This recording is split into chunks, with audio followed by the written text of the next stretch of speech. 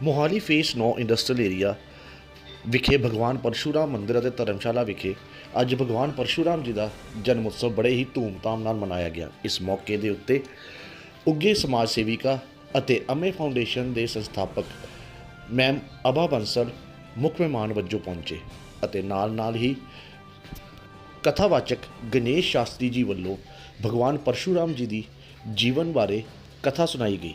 इस मौके के उत्ते पहलगाम हमले दे विच मारे गए मृतकों की रूहां की आत्मिक शांति लई 2 मिनट का मौन भी रखा गया। तो नाल इस मौके के उत्ते अमे फाउंडेशन के संस्थापक मैडम अबा बंसल नाल गलबात की गई और फाउंडेशन के बारे जानकारी दी गई। इस मौके के उत्ते फेस 2 मंदिर के नवनियुक्त प्रधान अतुल शर्मा भी खास तौर पर नाल मौजूद रहे। हमारे 28 परिवार हिंदुस्तान के उनके लिए 2 मिनट का मौन हमें आज बनता है रखने के लिए। मेरी सभी से बेनती है कि खड़े रहिए और 2 मिनट के लिए उनके आत्माओं को श्रद्धांजलि दें।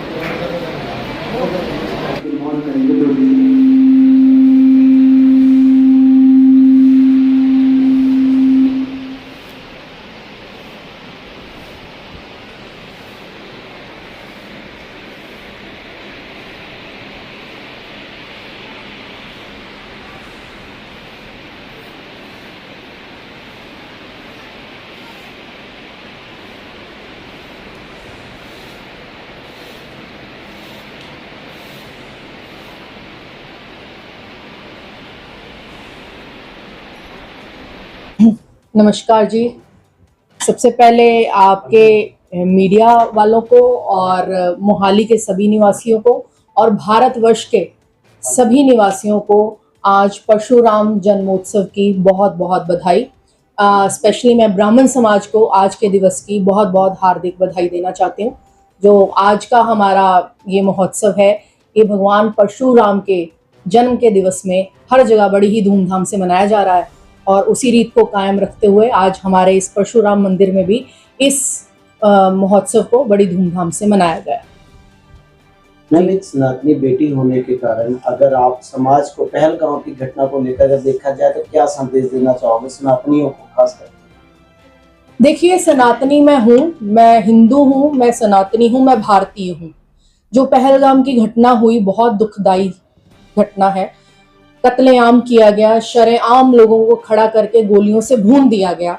हमारे भारत के भाई बहन वहां पर आहत हुए।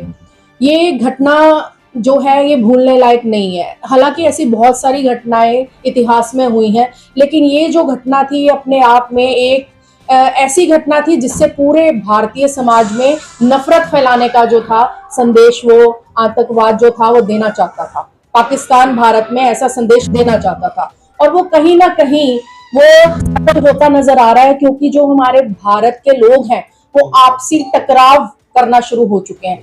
हिंदू समाज के लोग जो हैं वो मुस्लिम समाज के खिलाफ और मुस्लिम जो है हिंदू वाइस वर्सा जो है टकराव शुरू हो गया है।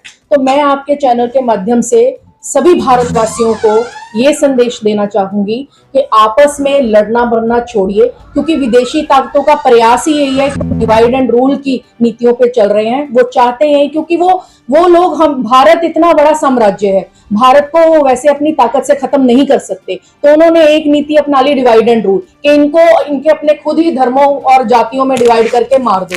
तो उनकी जो इस नीति पे चलते हुए हमने अपने आप को खत्म नहीं करना, हमने आपस में एक दूसरे से लड़ना मरना नहीं है। वो अपने घरों में बैठ के खुश हो रहे हैं और यहाँ पे हम बैठ के आपस में लड़ रहे हैं। हिंदू मुस्लिम सिख ईसाई चारों आपस में लड़ कर मर के खत्म हो रहे हैं। तो प्लीज मैं सभी को संदेश देना चाहूंगी कि ये काम मत करिए। जो काम सरकारों का है उनको करने दीजिए। जो वहाँ आतंकवादियों ने जो ये कत्लेआम किया उनको पकड़ना और उनको सजा देना सरकार का काम है। उनको अपना काम करने दीजिए। आप लोग आपसी सौहार्द बनाते हैं। पहलगाम की गल की जाए कि ਤੁਸੀਂ ਕੀ ਸਮਝਦੇ ਹੋ कि सरकार की इंटैलीजेंस फेल हुई है इत्थे, क्योंकि 2 घंटे तक कोई भी आर्मी वाला उत्थे पहुंचा नहीं? क्या सरकार ने सुत्ते भी कुछ देखना चाहिए? देखिए, जो सेंटर की जो केंद्रीय सरकार है वो अपना काम अच्छे से कर रही है। जो वहाँ की स्टेट सरकार है, जो प्रांत की सरकार है, उनसे कहीं ना कहीं चूक जरूर हुई है। मैं पर्सनली, मेरा जो व्यू है वो ये है कि बिना किसी की सहायता के कोई भी आतंकवादी या कोई भी ऐसा गिरोह जो है वो किसी पर्यटन स्थल पर नहीं पहुंच सकता। वहां के लोकल्स ने जरूर उनकी कहीं ना कहीं हेल्प की है। तभी वो वहां तक, क्योंकि वैसे बताया जाता है कि कश्मीर में जगह जगह पर नाके, पुलिस के नाके लगे रहते हैं और जगह जगह पर चेकिंग होती है। तो ऐसे में इन आतंकवादियों का उस पर्यटन स्थल पे आराम से पहुंचना और वहां पे गोलीबारी करके आराम से निकल जाना, मैं समझती हूँ कि वहां की स्टेट सरकार की कहीं ना कहीं जरूर चूक हुई है। लेकिन जो भारत सरकार जो आज हमारे देश भारतवासियों के लिए काम कर रही है, वो जरूर स्टेट सरकार को इस बात के लिए कटघरे में खड़ा करेगी और जो भी जवाब देना है, जिस तरह से भी भारत सरकार को, केंद्रीय सरकार को काम करना होगा, वो अपना काम करेगी। तो आपको लगता है कि क्या युद्ध होना एक आखिरी निर्णय है, सही समय आ गया है पाकिस्तान के साथ युद्ध करने का, या अभी इंतजार करना होगा? वैसे सोचा जाए तो युद्ध विनाश का ही हमेशा कारण बनता है।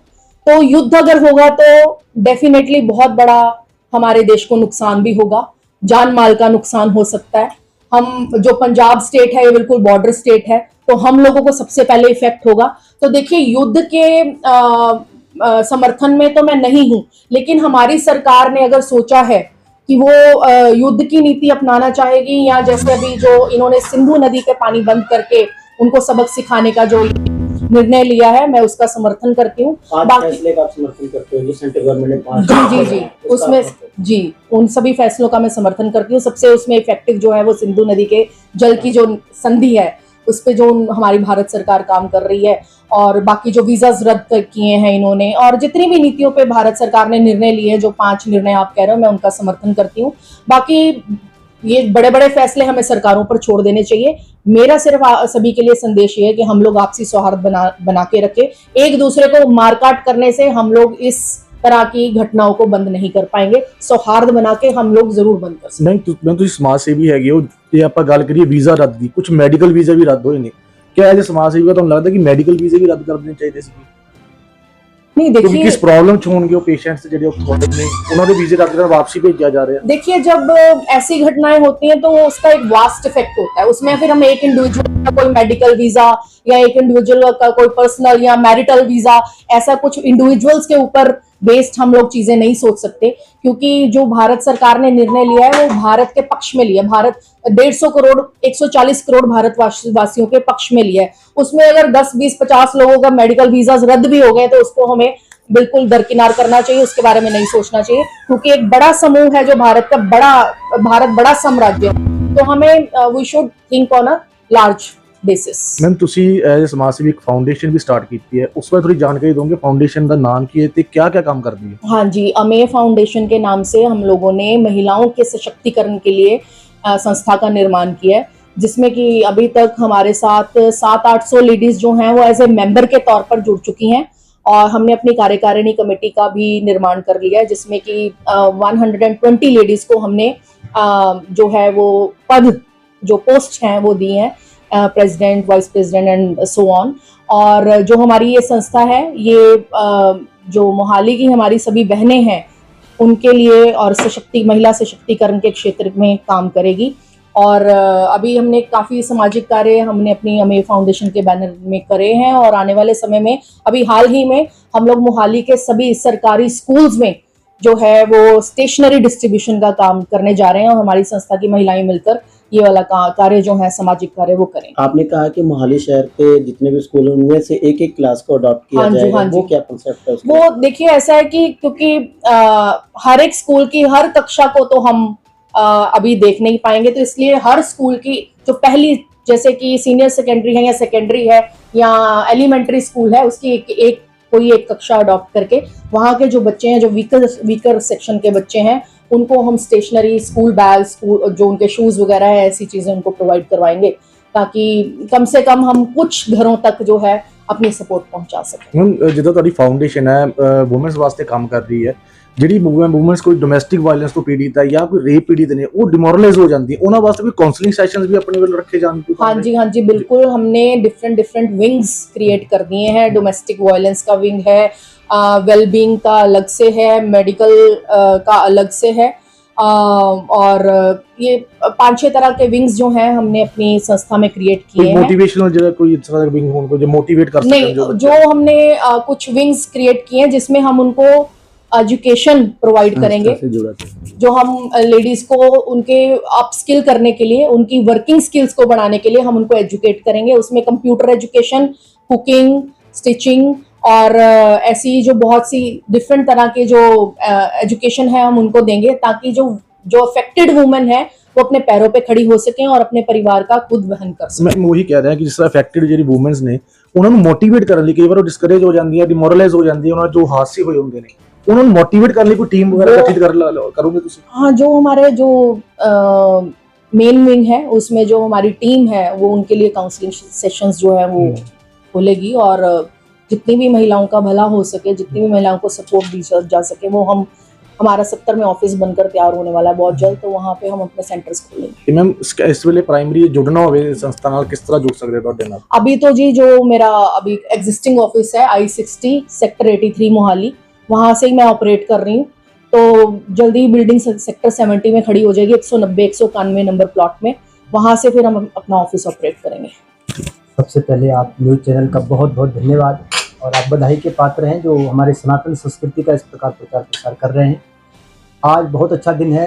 सबसे पहले मैं कहूँगा कि परशुराम जन्मोत्सव की जगह जयंती शब्द का प्रयोग अच्छा है ना, क्योंकि जो अजर अमर चीज़ें होती है या जो भगवान की उपाधि है जिन महापुरुषों को, उनके लिए जयंती शब्द का प्रयोग करते, और बहुत अच्छा यहाँ पर मैं आज पहली बार ये परशुराम मंदिर मोहाली फेस 9 में यहाँ की जो ब्राह्मण सभा है या जो कमेटी है, या आप देख रहे हैं हमारे बहुत ही, मैं तो कह रहा हूँ बहुत ही सुंदर प्रवक्ता हैं आप, जिन्होंने बहुत अच्छा अपने शब्दों से हमारी सनातन संस्कृति को जगाने का काम किया। मैं ज़्यादा नहीं बोलूँगा क्योंकि वैसे तो हमारा बोलने का ही काम है, लेकिन विशेष आज परशुराम जयंती के इस दिव्य महोत्सव में मैं एक संदेश देना चाहता हूँ कि जो पुरुष वर्ग है उसको परशुराम बन जाना चाहिए, क्योंकि परशुराम की जो अपने जीवन की लीला है वो यही है कि सबसे पहले तो वो मातृ पितृ भक्त भी रहे हैं, न्यायपूर्वक उन्होंने काम किया है, और आज उसकी ज़रूरत है। आज किसी की चाटुकारिता नहीं करनी है, बिल्कुल निष्पक्ष होकर के अपना अपना काम यदि कोई पुरुष वर्ग करे तो मुझे लगता है कि मतलब कहने का मतलब कि स्वधर्म का पालन हो जाएगा, और स्वधर्म का पालन करना ही सबसे बड़ा रहस्य है, और इससे हमारे सनातन का उत्थान होगा। और मातृशक्ति को मेरा आग्रह हर जगह रहता है, और यहाँ भी मैं करूँगा कि मातृशक्ति को केवल सरस्वती और महालक्ष्मी नहीं बनना है, समय आने पे महाकाली भी बनना है, क्योंकि 3 रूप हमारे यहाँ देवी के कहे गए हैं। समय आने पर महाकाली का भी रूप दिखाना है, क्योंकि हमारे यहाँ तो ऐसी ऐसी गाथाएं और ऐसी ऐसी वीरांगनाएं रही हैं।